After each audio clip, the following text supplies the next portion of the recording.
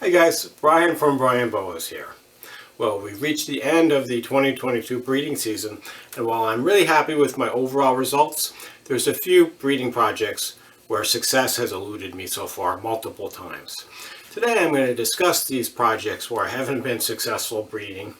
I'm going to speculate on why I might not have been successful and discuss what I plan to do in 2023 to hopefully finally be successful breeding these elusive boas. If you're new to the channel and you like this boa related content, I'd really appreciate if you would hit the subscribe button. It really helps the growth of the channel on YouTube. As you probably know, breeding boas tends to be more challenging than breeding most other types of reptiles. And it's often very unpredictable. You can do everything right, have healthy animals, pair them up, do everything by the book, and still not be successful. So what I found in the past is that sometimes the first time I try breeding a pair of boas, I'm not successful. But then when I pair them up again the following year, I'm successful. Some of them might just need a little bit more time to get to know each other or something like that. But there are a few different projects that I've been working on over the last 5 to 10 years where I've paired them up multiple times and I still haven't been successful.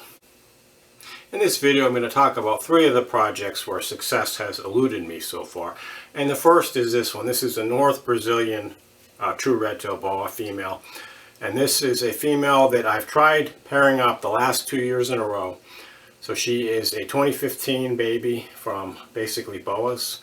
Really like the looks of this animal. Real busy pattern, real wild looking animal, but also with a really nice bright red tail.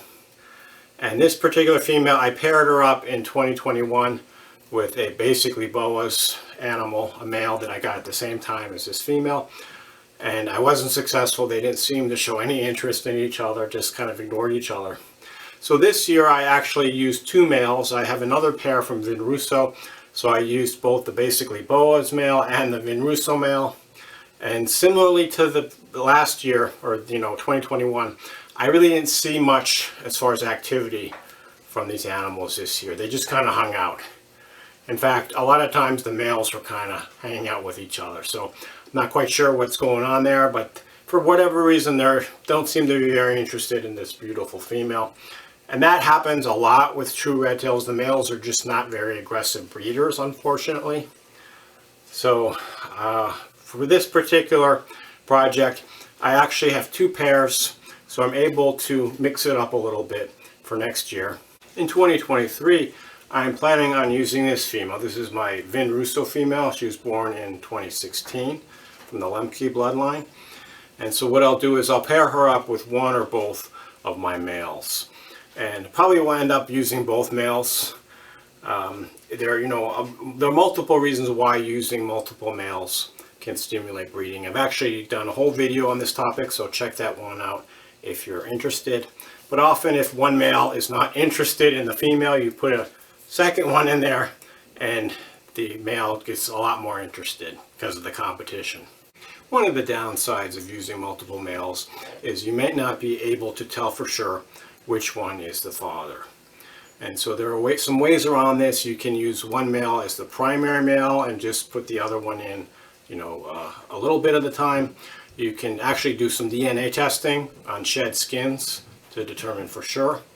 But really what it boils down to is, in many situations, if you just have one male with the one female, you might have a very low chance of getting any babies. And you put the second male in there and your odds of getting a successful litter increase substantially. So you have to ask yourself, would you prefer to have no litter at all, or a litter where you might not be sure who the father is? And so I think for most people, the answer is going to be obvious.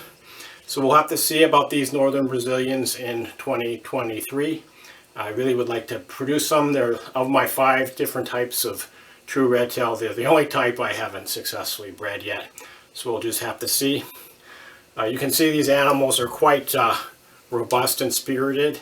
I don't really handle them a lot, and they're quite a little bit wild when I take them out, as you can see, but they would probably tame down quite a bit with more regular handling. The second boa breeding project where success has eluded me after multiple attempts is this one. This is a Paraguana Peninsula Boa from northern Venezuela. And these are a really cool dwarf locality boa from northwest Venezuela. They're really rare in the hobby, although they have a lot of really positive characteristics. And people who keep them, almost everybody feels that they're one of their favorite boas to work with. So I really would like to produce these guys. I know that a lot of you guys want these, and they're just so hard to get. You know, they have a lot of the advantages of both true red tails and uncommon boas. They're kind of in between them as far as the range of boa constrictors. So I bred this guy, or I tried to breed him the first time last year in 2021. And this is a, what is he, 2014 animal. So he's now about, 7 years old, 8 years old.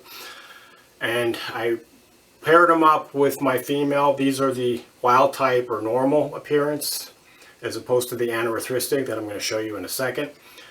But I really didn't see any mating behavior. So they were together for many months back in 2021, and really nothing happened, and the female did not become gravid. And pretty much the same thing happened in 2022. Put them together, didn't really see much activity, and then the female did not become gravid. So it was quite disappointing. And in 2022, I also paired up my anerythristic pair, who are a year younger, that I'll show you in a second. But the same thing happened with the anerythristic pair. I really didn't see much activity, and the female did not become gravid. And quite disappointing. Not exactly sure what's going on, whether the pair is just not compatible, or maybe there's something specific to Paraguana Peninsula Boas that I'm not reproducing that would result in successful reproduction. Not exactly sure what that would be, since the procedures I use are been successful for both for other types of boa and parator, as well as the true red tails. So I think it might just be, for whatever reason, this particular pair isn't compatible, or just not interested, as of yet. I have a few buddies who also have these, and they haven't been successful either. So again, not sure if that's just bad luck, or there's just something about these that makes them a little more tricky to breed than other types of boas. This is one half of my other pair of Paraguana Peninsula Boas, also who haven't been successful breeding. And this is an anerythristic female Paraguana Peninsula Boa. As you can see, the anerythristic animals lack the red and yellow pigments. It's a naturally occurring genetic variant. So kind of cool, kind of like morph boa meets locality boa. So I paired up this female with my anerythristic male for the first time in 2022 this year, and I didn't get any babies. No interest. Again, not exactly sure what's going on, but luckily I do have two pairs of these, so I can mix it up a little bit. And so I talked about multiple males with my North Brazilians. So one thing that I am planning on possibly doing next year is to mix it up and have two males with this female. And so my normal wild type female has been bred, or paired up the last 2 years in a row. So I'm going to give her the year off next year. But I can use both my males, my anerythristic and my wild type, with this anerythristic female. And having multiple males should hopefully stimulate the breeding. And also, because they do have this mutation that leads to the different phenotype, it'll allow me to trace the father. So if I get babies that are all anerythristic like this one, I know that the father was the anerythristic male. If the babies are all wild type normals, I know that the father was the wild type male. And all those babies will be normal, but they'll be hat for the anerythristic. So I also know that my normal wild type male is not a hat. He's not carrying the anerythristic gene, or so that's what I was told when I acquired the animal. Of course, there's a possibility he is, because you can't see the hat. So if I end up with animals, babies, which half of them, let's say half of them are normal, half of them are anerythristic, it'll be a little bit more complicated. That could imply that I have multiple parentage. So some of the babies are from the anery male, some from the normal male, or possibly the normal male was actually heterozygous. So we'll just have to see, if any of those possibilities manifest themselves. Personally, if I got any baby Paraguana Peninsula animals, I would be happy. At this point, I don't even care if I'm not 100% sure who the father is. I just want these animals to reproduce. So we'll just have to see what happens. But I would be really thrilled if 2023 was finally the year that I produced these Paraguana Peninsula Boas. One more boa breeding project where success eludes me, and this is the Bolivian Boa, Boa constrictor amarali. So this is my male. This guy was born in 2016. He's actually from a bloodline known as the Joe Terry Orange Crush bloodline. And I also have a female from this bloodline. And so I paired them up for the first time back in 2021. I didn't get any success. It was, similar to what I've seen in some of my other pairs that haven't taken. The animals are just not that interested in each other. So not exactly sure what's going on there. So I thought, well, they had one chance in 2021. Maybe 2022 will be the year. And I paired them up again with, pretty much the same types of pairing. I didn't really mix it up that much. And unfortunately, no success. So the Bolivian Boa is a type of boa that I really want to produce because it's a different subspecies. And there's really 6 commonly available subspecies of boa constrictor. Boa constrictor constrictor, imperator, amarali, sabogae, longicauda, and occidentalis. And I've actually produced all 5 of them except for amarali. So it's the one that eludes me. I know there's a few other subspecies which really aren't available in the US. And I also know that since the Boa imperator was reclassified as a separate species, the subspecies picture is a little less clear than that. But needless to say, amarali is a subspecies that still eludes me.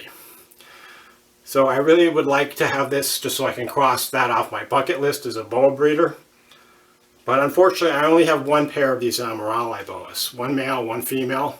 So I can't really mix it up that much. I can't add another male because I don't have another amarali male. I can add a skin from another male, that kind of hopefully will get the male to stimulate the breed. And in fact, I did that multiple times. I added shed skins from some of my other male boas in with this pair, and nothing happened. So not quite sure what I'm going to do. I could acquire more animals, but it's really, really hard, if not impossible, to get amarali boas these days. Then they would need to grow up for, 4 to 5 years or more. Maybe I could try to find adult animals, but that's nearly impossible, especially if I wanted to get the Orange Crush bloodline. So there's really not a whole lot that I can do except keep trying. And so this coming year I'll try again for, my 3rd time. Hopefully we're not going to get a 3rd strike. Not quite sure what I'm going to do after that. And, I'll just say that the odds of all 3 of these animals, these unsuccessful breeding projects being successful in 2023 is very slim. I'm being realistic here. I'm not all that hopeful. It's possible that one of them might be successful, or maybe even 2. If all 3 were successful, I'd probably buy a bunch of lottery tickets and retire. But anyway, I'd be thrilled if just one of these projects was successful in 2023. Sometimes it seems like the more you want a breeding project to be successful, the less likely it is to actually be successful. Wanting something too much makes you not get it. So sometimes it's easier to get things you don't want so much. And there's probably multiple mechanisms that contribute to this phenomenon.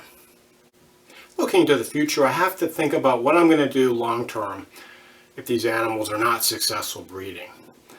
So do I just try again for a 4th time and keep my fingers crossed? Or do I just not try breeding them anymore, just keep them as pets? Or do I try to rehome them, put them in a situation where maybe they can more positively contribute their genes into the captive boa population? So it would always be great if I could find, for example, someone that has a lot of amarali boas and has been successful in the past, so that these animals will also be successful in ensuring the survival of these animals in herpetoculture. But I don't know exactly sure right now. Also, in the future, I'm probably going to have to focus my breeding efforts considerably, since I've been holding back a lot of animals from successful projects. at some point I reach a limit of space, time, and bandwidth and need to kind of cut it down to the projects that I enjoy the most and get the most out of. So I'm probably going to have to do this in the next few years, and it's something that I think a lot about at night and when I have free time, exactly how I'm going to shape my breeding colony for the future, and what projects to kind of let go, what projects to put more energy into. Anyway, I hope you guys enjoyed this video and it gave you some input on how I do my breeding and my breeding strategies. As always, if you have any questions or comments, feel free to reach out to me. Thanks for watching and enjoy your boas.